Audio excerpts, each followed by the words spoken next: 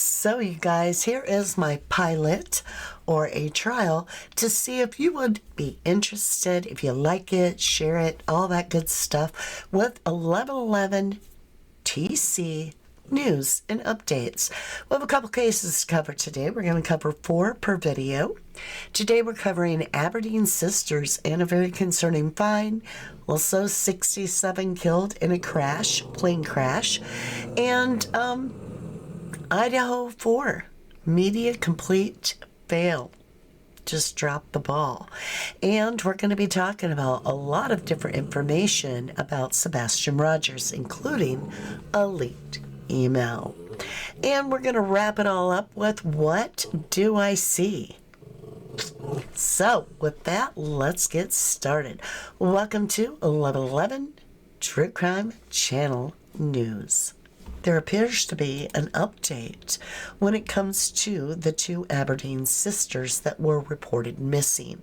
We now have a woman's body found in the search for the missing sisters. According to Ken Banks of BBC Scotland News, the body of a woman has been found near where 2 missing sisters were last seen in Aberdeen. Henrietta and Eliza Hussey, both 32, from a set of triplets, were last sighted near the River Dee on the 7th of January. Police Scotland said the body has been recovered after seen in the river near Queen Elizabeth Bridge at about 7:55.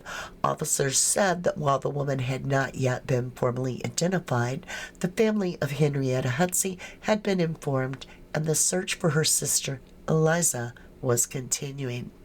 Police said inquiries were ongoing, but that there were no apparent suspicious circumstances. Subbed David Housen said, "Our thoughts are with the Hussey family today. We are keeping them fully updated following this recovery and the future and further search activity, which is ongoing. Our priority remains finding both of the sisters, and the search has focused on the River Dee and will do so in the coming days." He said the river was tidal in the area and that the conditions were challenging, but that they would make every effort to locate both sisters. And he added, "We know how much of an impact this has been in Aberdeen and much further afield." Absolutely devastating news. 67 people have been killed in a plane crash where a jetliner and a Black Hawk helicopter have mid-air collided right near the airport. Let's go ahead and take a listen to what has been shared so far. Today, in frigid water and with planes flying overhead, officials in the nation's capital are searching for answers. We will look at the aircraft, we will look at the helicopter, we will look at the environment in which they were operating in. This video shows the helicopter crashing into the passenger jet around 8:45 last night. Another angle in this EarthCam video. Everyone on board American Airlines Flight 5342 and the Army Black Hawk helicopter are presumed dead. The American jet from Wichita, Kansas cleared for landing after a last-minute but routine runway change. The Army helicopter on its usual path for standard night training, but flying at 350 feet instead of 200. Audio from air traffic control reveals the military pilot acknowledged he saw the jet approaching the runway. This club has a aircraft inside precision separation. Among the questions, why didn't the helicopter change course? The helicopter said, "We see it and we accept visual separation," meaning that the Black Hawk crew says, "We will." We're going to dig into this a little bit. I have, coming up next, some closer footage of this actual accident, followed up by an ex-pilot, an ex-Black Hawk pilot, that gives her reasons, her 3 reasons that she believes this happened. But let's go ahead and listen a bit more. Stay away from that helicopter. President Trump today seeming to agree. The helicopter obviously was in the wrong place at the wrong time. He then speculated, without providing evidence, the crash was a result of his predecessor's diversity, equity, and inclusion, or DEI, initiatives involving air traffic controllers. Are you saying this crash was somehow... Okay, I don't even want to listen to how it's somebody else's fault from... No. Let's go ahead and look at this new footage from a different angle of the crash, because this footage may be of help to the investigators. It's very short. Pay close Video attention. obtained by CNN, and we do want to I'll warn you that enlarge it it might for be you. hard to watch. This new angle is from Wednesday night's crash. You can see the passenger jet and the military helicopter fly towards each other, collide, then explode as pieces of both aircraft fall into the Potomac River. It is video like this that could play a key part in the investigation to find out why this took place. That is wild how it like doesn't move as the plane is coming in. It just is sitting there like a sitting duck. Let's get at this.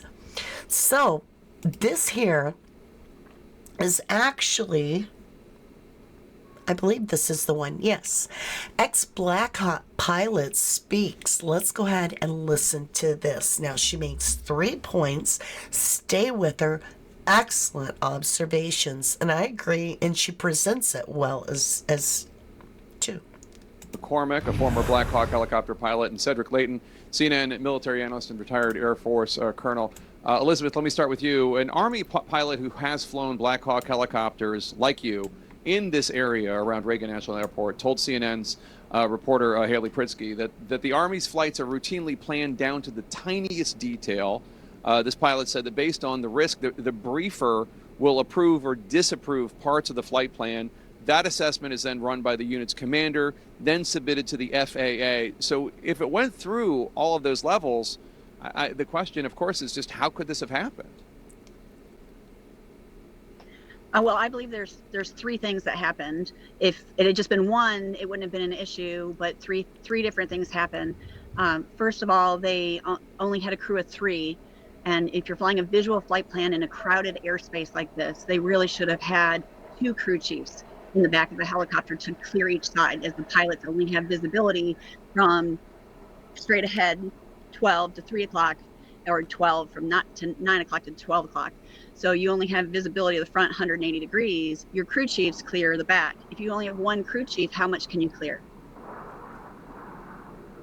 So I think that was a major issue. So and that's so interesting. As the, yeah, go ahead. Keep going. Well, so are you saying instead of a crew of 3, it should have been a crew of 4? How many people should have been on the helicopter? And then please continue with your other 2 points. Yes, so 3 is a minimum crew for a Black Hawk helicopter. In my opinion, when you're going into visual flight mode in a crowded airspace like this, it should be a minimum of 4. So you have a pilot on each side for visibility. That's the first one. The second one is, it is, whether they were on night vision goggles at that time or not, it is a very cluttered airspace with a lot of lighting and the lights reflecting on the river. And so with that, it's easy to kind of get a little disoriented as far as the height. They were supposed to be at 200 feet, which is the helicopter routing in that area, and it wouldn't have been a conflict. But they were not at 200 feet. Obviously, reportedly, the incident happened at around 350 to 400 feet as the airliner was descending. So that they were at the wrong height. So that's a pilot error. The first would be a policy error. All right. Hold on. I think I get what she is explaining. To the best of my understanding, she's suggesting that when you're in the position of one pilot, you can only see a range of one side that you're sitting on, whether it be this side or this side, and you're relying on another person in the back to tell you whether you're clear on that other side or not. They're short a man, though not required to have it. I believe that law should be changed. That's just my humble opinion. And she's right. There would be a lot of lights in the area that could be very, very distracting. So, if you're having to rely on your own line of sight rather than your whatever controls you have, then you should be able to see it, have eyes on it. But if you have one pilot, how's that work? Or choice. And then the third is air traffic control said, do you have the CRJ in sight? Well, there were two aircraft in their field of view, and actually only one was really obvious to them, and that was if you watch the video, the aircraft taking off in the foreground is probably the one they were facing, the pilots were facing, and said, yeah, I got it. The air traffic control should have said, do you have the aircraft at 5 o'clock? So they were looking at the rear. If they had done that, the Black Hawk is maneuverable. The Black Hawk could have moved out of the way quickly. They can move on a dime and make that happen. And it wouldn't. So there are 2 aircraft, and the Black Hawk doesn't know it, according to what she's explaining. And one of them is straight on. So they think when ground control is saying, do you have eyes on this jetliner, this commercial jetliner, the Black Hawk is saying yes. But what she's saying is the ground control knew there were 2, the Black Hawk didn't. And so what the ground control should have done, according to what she's suggesting, would be to say, do you have the one at 5 o'clock? I'm not sure how they know what 5 o'clock is, but you know what we're saying. Damn. I think they need to get some better policies indeed. I feel so incredibly sad. I send my condolences to all of the families. There were children and parents together that are into sports, and it's just heartbreaking. Heartbreaking for the community and for those that have suffered the loss, and we send our condolences. Switching over to the IDAHO4 case, where Brian Kohlberger is about to stand trial for the brutal murder of 4 innocent lives. Why does that mainstream media cover what really matters? Why did they ignore the most important part? We have unknown male DNA discussed in the exact same hearing that is blood related at a crime scene. It's been tested, or they wouldn't know it was male. It's been tested, or they wouldn't know that that blood evidence doesn't belong to their suspect. Let's go ahead and listen to what they do share. This happens to be, I believe, ABC. This identification was done in complete secret behind closed doors. The former PhD student accused of stabbing 4 University of Idaho students to death in an off-campus home, while his lead defense attorney, Ann Taylor, reveals details of a surviving roommate's interview with authorities in the aftermath of the gruesome quadruple homicide. There are 2 references to not remembering. A couple of days later, there's the 3rd interview, and there's references to not remembering, being drunk, a statement, I don't know any of it. Like half this stuff, I don't know if it's a dream or if it's real. And credibility is really, really important when that person is relied on in the investigation. Taylor added the roommate told police she had been drinking and that she also heard one of the victims come up and down the stairs during the time of the attack. They know that fact is wrong. Taylor says that information was never provided to the judge at the time, laying the groundwork for her to question the beginning of the investigation and collection of evidence, including DNA that authorities say was found on the button snap of a knife sheath at the crime scene. Authorities using investigative genetic genealogy to link Kohlberger to the crime. It was later matched to trash pulled from the Pennsylvania neighborhood where he was with his parents when arrested. Kohlberger's lawyers, who say he is innocent, accuse the FBI of not having a warrant to work with the trash collection company. I think it is different when you have the FBI telling the trash man what to do. An individual has no expectation of privacy as to what they throw out into the trash, and so law enforcement wouldn't need to get a warrant to check what they call as an abandonment sample. The prosecution... Why are we worried about trash? When it's put to the curb, it's fair game. Why are we not more concerned about the unknown male DNA that is in the form of blood on the hand? It's attached to the hand railing inside the crime scene of the quadruple homicide? Why is it that that male blood is of no consequence in this case? And the bigger question, why does media not cover that? Make you wonder? Makes me wonder.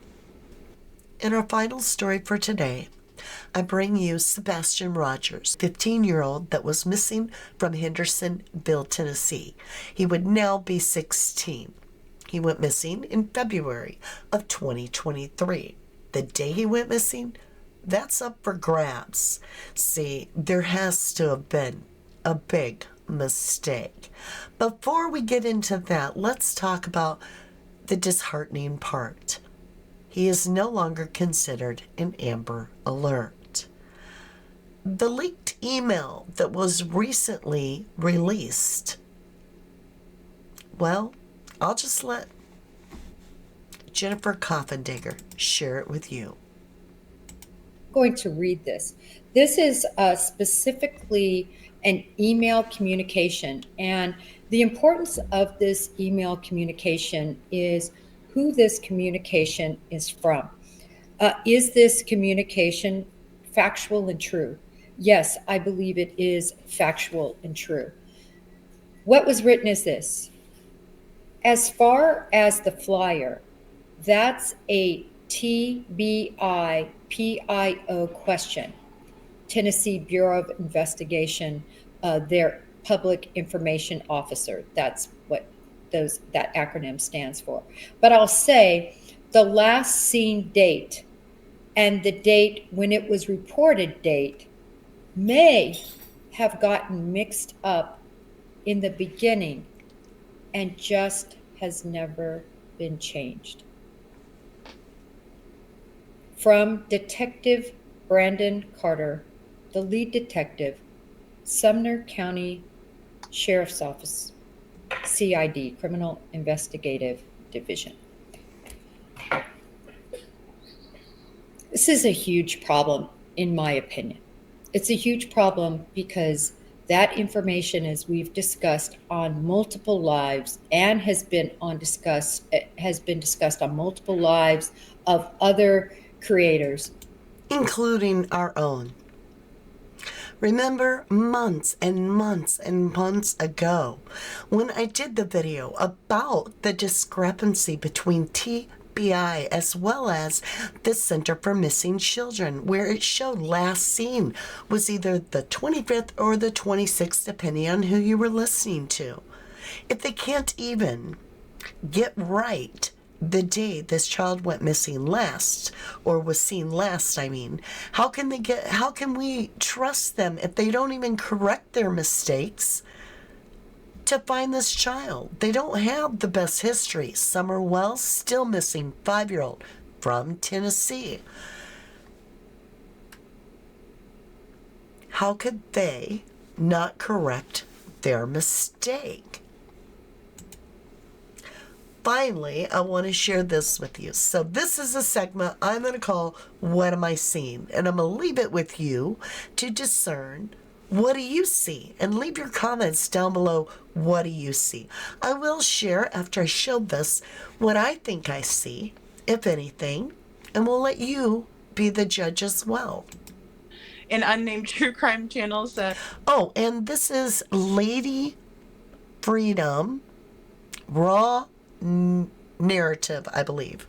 Because once you see it, you can't unsee it. That's exactly how I feel on True Crime Channel. Good point. Because like when I first saw the image, I will show you this. This is why too I wanted to show these. So first we see this, Okay, let me get this bigger for you so you can get a full view of what she's sharing. So this is what Grace and I were looking at, right? We're like, what the heck? Do you see it? Oh my gosh, I do see it. And Minnie had sent these too. And I was like, I don't see what you guys are talking about. I didn't know. I was like, no, I don't see it. And then I ended up getting into something different, right? I was like working on something else. And then all of a sudden, Grace sends me this one too back. And I was like, oh, holy cow. Okay, that's that same image. And I'm like, well, what Okay, so now I'm looking at it again, and you know how what sometimes when you look at it a second time, you get a different view of it, and even especially both of these differences. Right now, this is a big difference because we can see purples in this one and reds. Like the shirt looks like a red, the face looks like purple, the back person looks like a purple, the black still stays the same and everything, but we're seeing it in dark and light purples and red.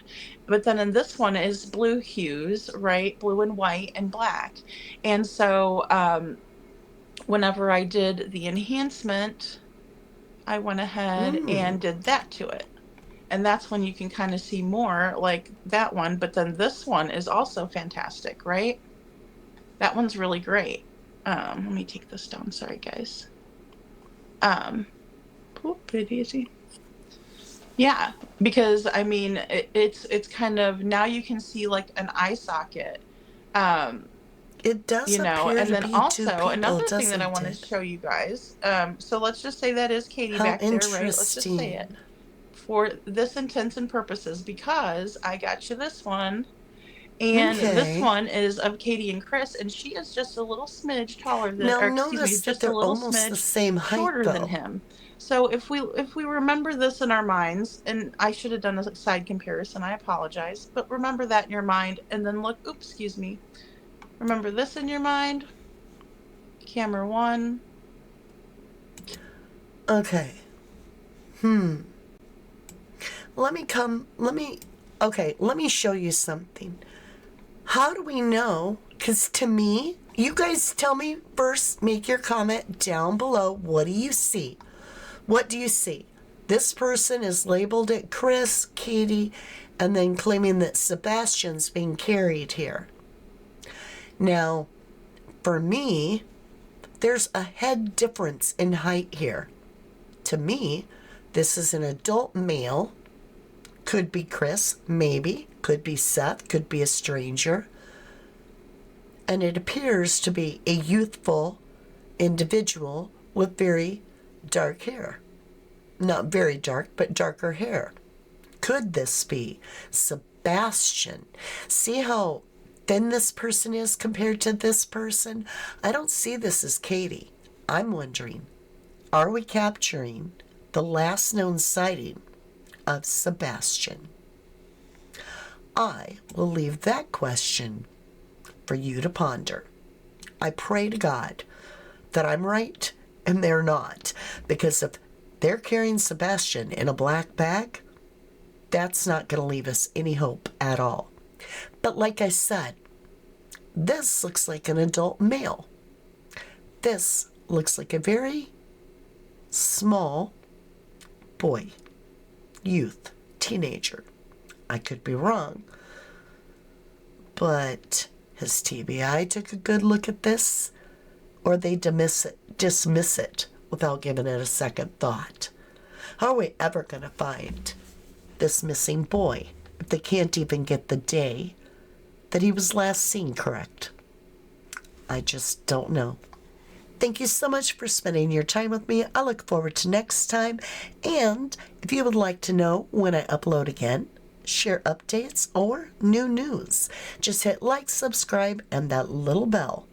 Thank you so incredibly much. If you would like to continue on with me, please check this next video out right here.